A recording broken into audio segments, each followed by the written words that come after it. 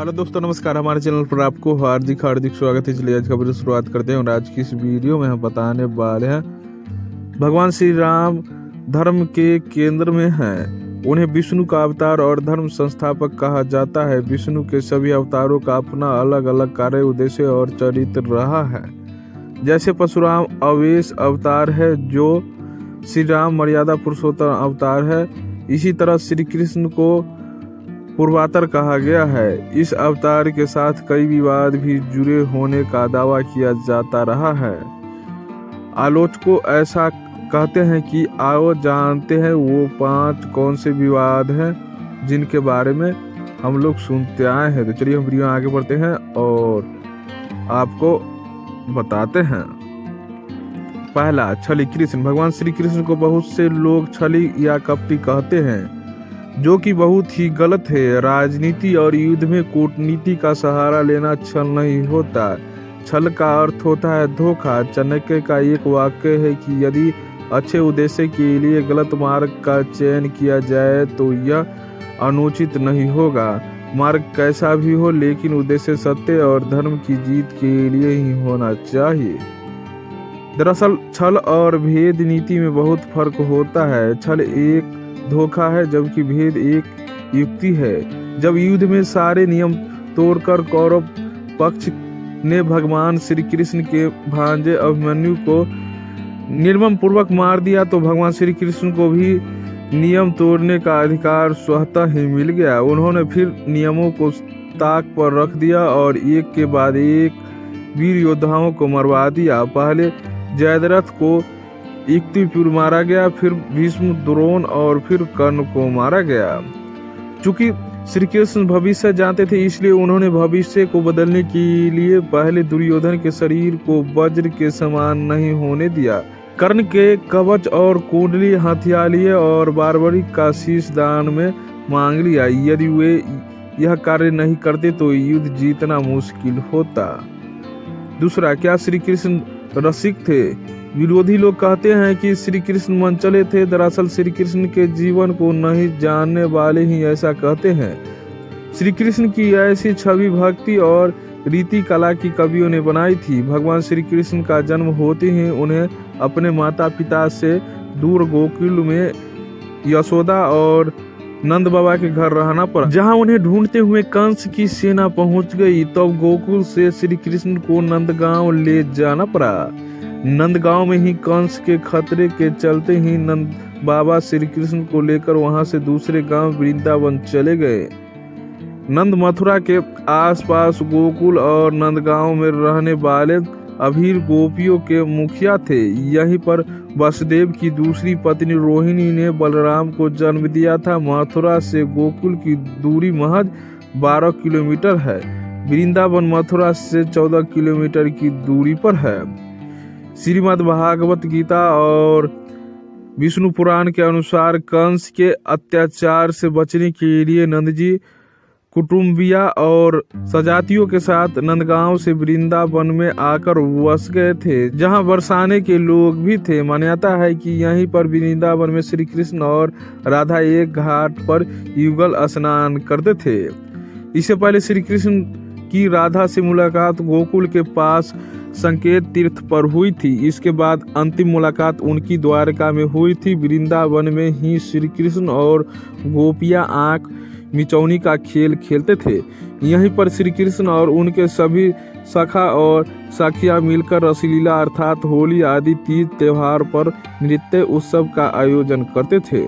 यहाँ पर यमुना घाट के प्रत्येक घाट से भगवान श्री कृष्ण की कथा जुड़ी हुई है। उस वक्त कृष्ण 7 साल के थे और राधे 12 की। उनके साथ उन्हीं की उम्र के बच्चों की एक बड़ी टोली रहा करती थी, जो गांव की गलियों में धमाचौकड़ी मचाया करती थी। बच्ची की इस धमाचौकड़ी को पुराणों और बाद में भक्ति काल के कवियों ने प्रेम लीला में बदल दिया।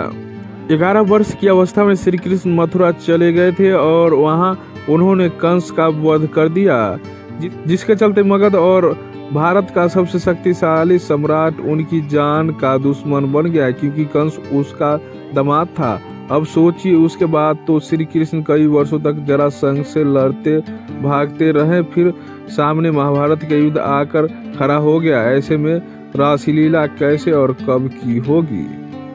तीसरा, श्री कृष्ण की 16,000 रानियां थी। कृष्ण की जिन 16,000 पटरानियों के बारे में कहा जाता है, दरअसल वे सभी भौमासुर, जिसे नरकासुर भी कहते हैं, कि यहाँ बंधक बनाई गई महिलाएं थी जिनको श्री कृष्ण ने मुक्त कराया था। ये महिलाएं किसी की माँ थी, किसी की बहन तो किसी की पत्नियां थी, जिनको भौमासुर ने अपहरण करके ले गया था। महाभारत में इसका जिक्र नहीं मिलता कि श्री कृष्ण की राधा नामक प्रेमिका थी और उनकी 16,000 पटरानियां थी।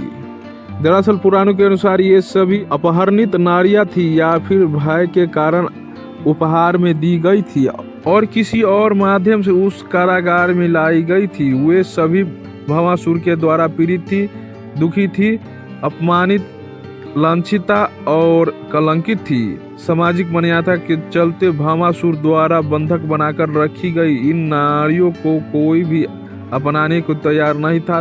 तब अंत में श्री कृष्ण ने सभी को आश्रय दिया। ऐसी स्थिति में उन सभी कन्याओं ने श्री कृष्ण को ही अपना सब कुछ मानते हुए उन्हें पति के रूप में स्वीकार किया। लेकिन श्री कृष्ण उन्हें इस तरह का नहीं मानते थे। उन सभी को श्री कृष्ण अपने साथ द्वारकापुरी ले आए। वहां वे सभी महिलाएं स्वतंत्रता पूर्वक अपनी इच्छा अनुसार सम्मान पूर्वक द्वारका में रहती थी। महल में नहीं, वे सभी वहां भजन कीर्तन, ईश्वर भक्ति आदि करके सुख पूर्वक रहती थी। उन्हें वहां किसी भी पुरुष से विवाह करने की अनुमति थी और उनमें से कुछ ने ऐसा भी किया था। द्वारका एक भव्य नगर था जहां सभी समाज और वर्ग के लोग रहते थे। ऐसे में यह सोचना होगा कि यह सचमुच था या वह एक झूठ था। चौथा, राधा और कृष्ण क्या सचमुच प्रेमी प्रेमिका थे? क्या राधा भगवान श्री कृष्ण की प्रेमिका थी? यदि थी तो फिर कृष्ण ने उनसे विवाह क्यों नहीं किया? कृष्ण नंदगांव में रहते थे और राधा बरसाने में। नंदगांव और बरसाने से मथुरा लगभग 42 से 45 किलोमीटर दूर है। उल्लेखनीय है कि महाभारत में राधा के नाम का उल्लेख नहीं मिलता है। यह सच है कि श्री कृष्ण से जुड़े ग्रंथों में राधा का नाम नहीं के बराबर ही है। यदि भगवान श्री कृष्ण के जीवन में राधा का जरा भी महत्व होता तो क्यों नहीं राधा का नाम श्री कृष्ण से जुड़े ग्रंथों में मिलता है? या कहीं ऐसा तो नहीं कि वेद व्यास जी ने जानबूझकर श्री कृष्ण और राधा के प्रेम प्रसंगों को नहीं लिखा है? राधा का जिक्र पद्म पुराण और ब्रह्मा वैवर्त पुराण में मिलता है। पद्म पुराण के अनुसार राधा वृषभानु नामक गोपी की पुत्री थी। वृषभानु वेश्या थे। ब्रह्मा वैवर्त पुराण के अनुसार राधा कृष्ण की मित्र थी और उसका विवाह रपान रायन अथवा अयोन घोष नामक व्यक्ति के साथ हुआ था। उस जमाने में स्त्री का विवाह किशोर अवस्था में ही कर दिया जाता था। बरसाना और नंदगांव के बीच 4 मील का फासला था। महाभारत के सभी प्रमुख पात्र भीष्म, द्रोण, व्यास, कर्ण, अर्जुन, युधिष्ठिर आदि श्री कृष्ण के महान चरित्र की प्रशंसा करते थे। उस काल में भी पर स्त्री के अवैध संबंध रखना दुराचार माना जाता था। यदि श्री कृष्ण का भी राधा नामक किसी और औरत से संबंध हुआ होता तो श्री कृष्ण पर भी अंगुली उठाई जाती। बरसाना राधा के पिता वृषभानु का निवास स्थान था। बरसाने से मात्र 4 मील पर नंदगांव है, जहां श्री कृष्ण के सौतेले पिता नंद जी का घर था। होली के दिन यहाँ इतनी धूम होती कि दोनों गांव एक हो जाते और बरसाने से नंदगांव टोली आती है और नंदगांव से भी टोली जाती है।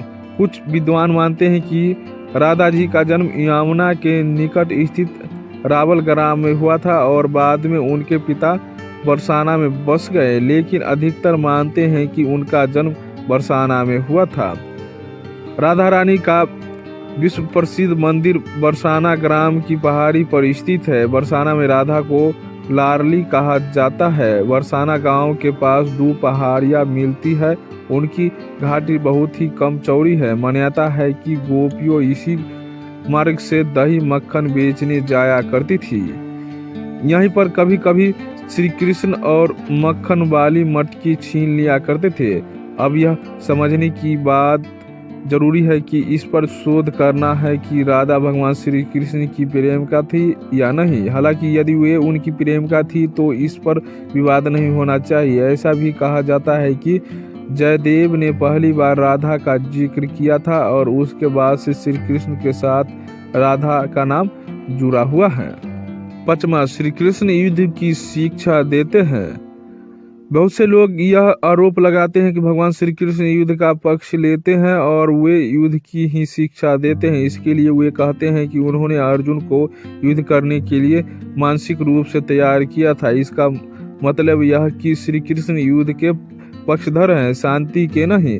इस मामले को लेकर रसिया में गीता पर प्रतिबंध लगा दिया गया था। दरअसल गीता में सिर्फ युद्ध की ही बातें नहीं है, उसमें मनुष्य जीवन के हर पहलुओं को छुआ गया है। साथ ही आध्यात्मिक रास्ते का जिक्र भी किया गया है। जिन्होंने गीता और महाभारत पढ़ी है वे जानते हैं कि उसमें युद्ध तो संपूर्ण जीवन का एक छोटा सा पार्ट है।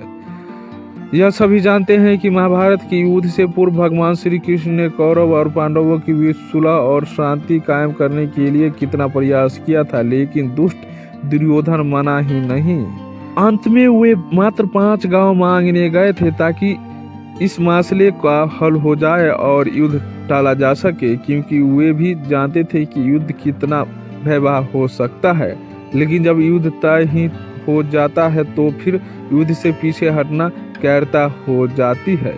यही बात श्री कृष्ण अर्जुन को हर तरह से समझाते हैं। जब नहीं समझ में आती है तो फिर वे अपनी विश्व रूप दिखाकर कहते हैं कि ना कोई मरता है और ना कोई मारता है, सभी मेरी इच्छा से मरते हैं और जन्म लेते हैं, सभी निमित्त मात्र है। यह समझाता है कि वह खुद करता है तो वह भ्रम में जी रहा है। मरने से डरने वाले कभी भी जीवन और मोक्ष को प्राप्त नहीं होता, इसलिए युद्ध से क्या डरना, आज मरे या कल, मरना तो सभी को है। सचमुच ही श्री कृष्ण युद्ध के कभी पक्षधर नहीं रहे, लेकिन यदि युद्ध थोपा ही जाए तो फिर क्या करे।